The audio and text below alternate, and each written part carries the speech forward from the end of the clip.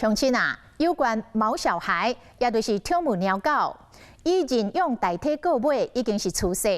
伫高雄盐埕有一间友善动物学校，辅导员有一套甲宠物猫狗的相处之道，会当协助主人快速友近甲猫狗的距离。像一只米克斯犬卡布，2022年3月来到学校，伊真幸运，有一对新手夫妻看伊真有缘。就安尼，人甲狗伫学校课程的陪伴下，为基础的散步耍游戏开始来互动。4个月后，因顺利将做幸福的一家人。这段为小麦到将做一家伙的过程，咱来去动物学校共同体验。我们是一个新手家庭，会担心很多事情。然后直到说认识学校有这样的陪伴，跟这些知识同等的重要。怎么样照顾狗狗这些课程呢？其实最希望就是大家能够跟他所养的动物到他生命的最后一天。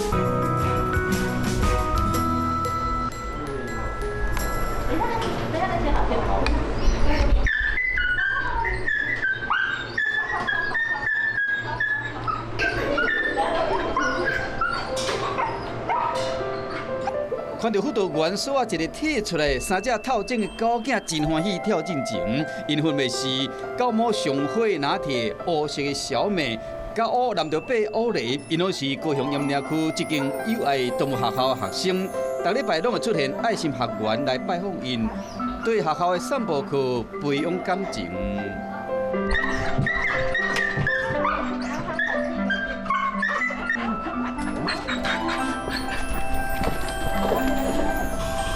你怎么了？要找猫咪。找猫咪。这边是猫咪热点，然后会有很多猫咪的味道。你看那边有那种路人放逗猫猫。哦。小美很。辅导员李心如是学校的动物长，平时照顾这个狗的生活，对着因的个性甲性什么物件真了解。伊的教养经验是头一摆饲狗的人上好的教材。之后他们进入家庭的时候，我们有做一个就是认养人跟我们工作人员的群组，那他可以在上面做发问，像是他们的个性啊，摸的时候喜欢摸哪边，喜欢玩什么玩具。友爱动物学校伫2022年3月试营运，几个月来已经替4只猫、1只狗仔找到认养家庭。卡布 ，Hello。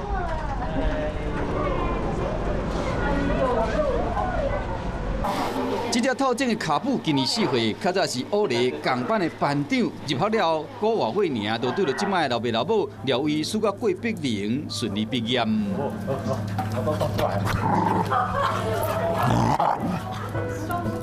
卡布真定着，因为无爱走跳甲运动，被认养3个月了后呢，加真大箍。即摆转去学校是咧报名减重的正式课。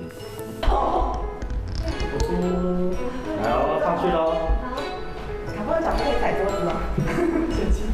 可以啊，100。真没。多少钱多少？这是秘密吗？不可能吧？不可能。变紧。所以是中午有上体重计有问题。是真的吗8.2。对啊，可是我们前2天。只是体重计有问题。还是那个体重计有问题。要不要再重量一次？然后慢慢每次遇到问题，他们也都会帮我们一起面对啊，然后解决。我觉得他们是真的蛮用心的。我觉得有这样的陪伴，对我们来讲的帮助，跟这些知识比起来也是同等的重要。在他填认养表单之前，我们已经跟他们接触过好几次，就是在家人时光的时间，然后他们还有自己去报名狗狗肢体语言，就是我们请外聘老师、专业老师来上课狗狗肢体语言课程，还有狗狗散步课。卡布啊，卡布。门固条咧，等爸母开门的一瞬间，卡布随大进前一直会尾，幸福为面，互人真感动。自从领养卡布，廖医师甲郭碧玲上期待都是这个温暖的时刻。卡布坐下，好棒啊！坐下哦，棒啊！等等呢，等等，等哦，等等，还没，等还没哦，OK。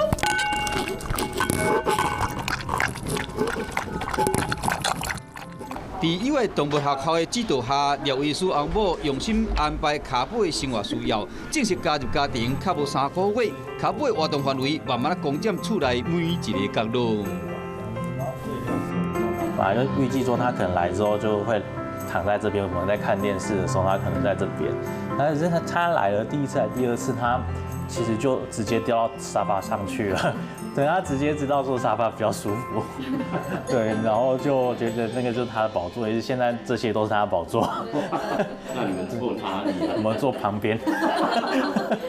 然后因为学校是说他的窝旁，就是他休息的地方旁边，可能就给他水这样子。对，然后所以像这里是因为是。这是我书房他工作的地方，对，所以说如果我工作的时候，他就会待在这个垫子上面，然后旁边有水碗这样子，然后这一辆是我们帮他买的推车，他跟我们一起睡啊，可是他的窝在那边，因为他很喜欢跟人在一起。他有个名牌，对他姓郭，这是他的水碗，没有，那是我给他选的，你姓郭，对，我们给他选的，对。这样，1、2、3，凯布雷。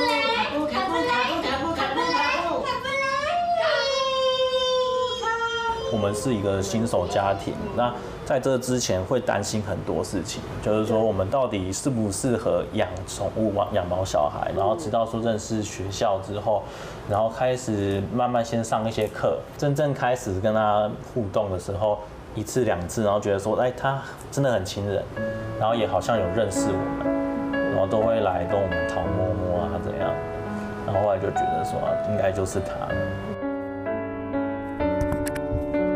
为卡布看的角度，阮会使感受到伊对厝的依赖，而爸母温暖的心情，嘛是卡布上介意的专属位置。就是他第一次来家里是散步课，然后后来接下来就是有第1次的试住，然后我们试住大概是好像3天，本来是2天，后来我们延长了1天变3天那样子，然后再来3天，然后再来是第2次试住是1个礼拜这样子。卡布的小东西其实很多都是学校那边做的。像这个徽章啊，这个是卡布的徽章。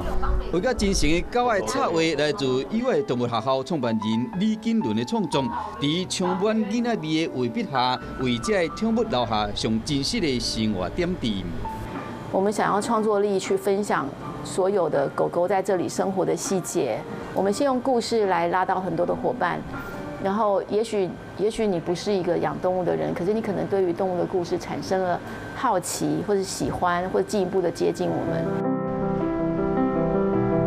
2012年起，李金伦陆续开7间店，拢是友善动物商店。那好，这流浪动物有一个所在通大嘛，变成10年后勇敢创办友爱动物学校的起点。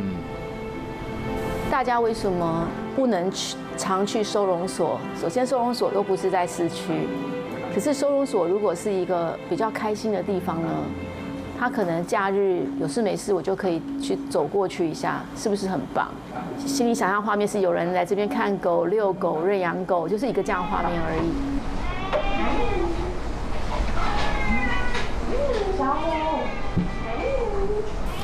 校内学员入学前，拢是来自高雄市的街仔路，也是公立的收容中心。友善动物基地理念，就是想要陪伴流浪猫、流浪狗甲认养家长，同齐创造一个完整的家庭。这间猫咪的集体语言课，一群大人囡仔正准备甲猫主人做亲密的互动。苹果本身敢是合家猫笼。那今天是一个机会，可以让大家练习怎么样跟猫咪相处，然后知道猫咪是个什么样的动物。他们想要离开的时候，不要强迫它。然后如果它很喜欢，它可能会像上次那个蹭妈妈一样，就是跑过去蹭这样子。它就是这样给它吃肉，给它吃肉。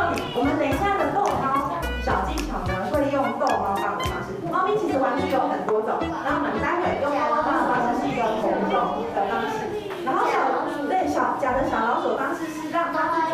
它想出来，可是又有点害怕，然后发出一些声音，然后碧玉刚刚它的尾巴就有点稍微蓬起来，就是碧玉在观察大家，猫咪很喜欢如果是养在家里，然后他们就会喜欢找高处，然后窝着去观察家里的一举一动。最重要的就是他们要尊重狗狗跟猫咪他们自己独立的个性。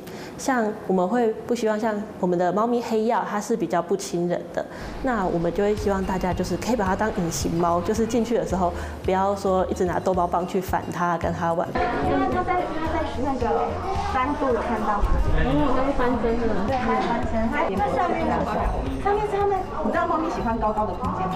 对，他们就是你看那边，刚刚你们在教室看到有一个跳缝，猫咪可以在那边观察我们哦。伫动物学校教室内底，这人都要经过渐进式的认养训练，为互相熟悉开始观察动物的个性，再搁增加双方的互动甲交流，会晓解读猫甲狗的肢体语言，互因适当的回应。最后通过动机的考验，安排厝内适合的生活环境，才当顺利毕业，带回去饲。我学到一个，就是呢，就是要注意它，就是不许摸它的尾巴、跟四肢还有肚子。你是不是很喜欢猫咪？对，很喜欢。你也想养吗？对，但妈妈不给我养，妈妈说我们空间不够。你要先了解。要了解。那你刚刚学到猫咪什么东西？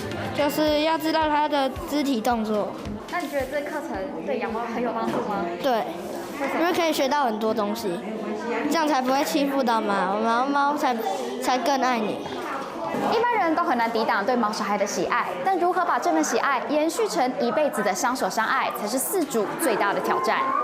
一开始就有认养医院的民众，他们常常忽略的是，就是狗狗、猫咪在改变环境的时候会有的一些行为的问题。像可能他们来到这边看到猫咪们都不会乱咬东西，他们可能没有去想到说，猫咪刚回到家的时候，因为他们其实也不知道说这个环境里面猫砂盆在哪里，那哪些是他自己的玩具，哪些是爸爸妈妈的东西，希望他们可以了解到，刚回到家的时候一定会有一个磨合期。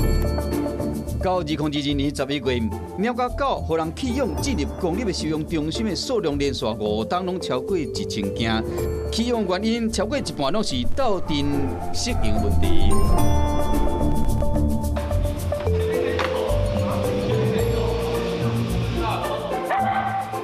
采访团队来到高雄寿山动物园的关怀园区，这天园方者准备将这狗仔送到民间的机构，增加公开认养的机会。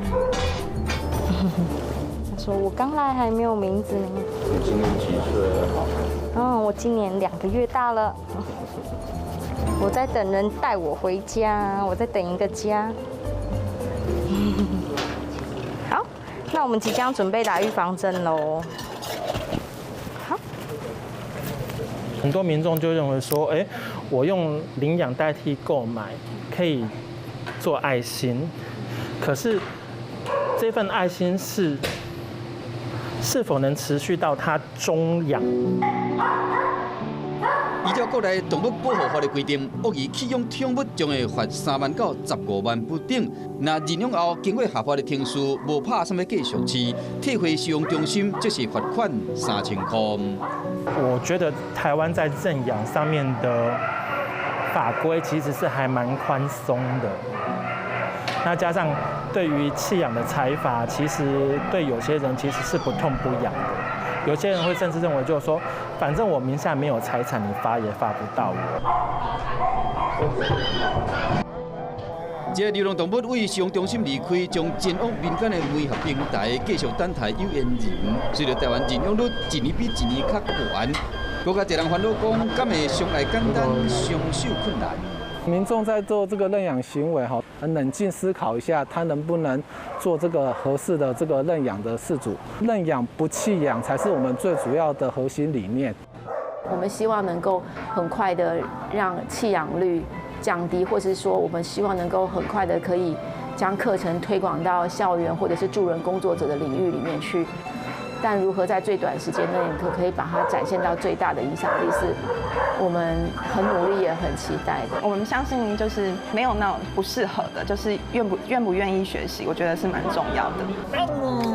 眼中看到廖伟水的笑容，流浪狗卡布总算找到愿意甲伊共度一生的亲人，开始一段幸福旅程。友善动物建立信任甲责任，这一节人甲流浪动物相爱练习课，将陪伴彼此伫未来强好路上，袂阁孤单。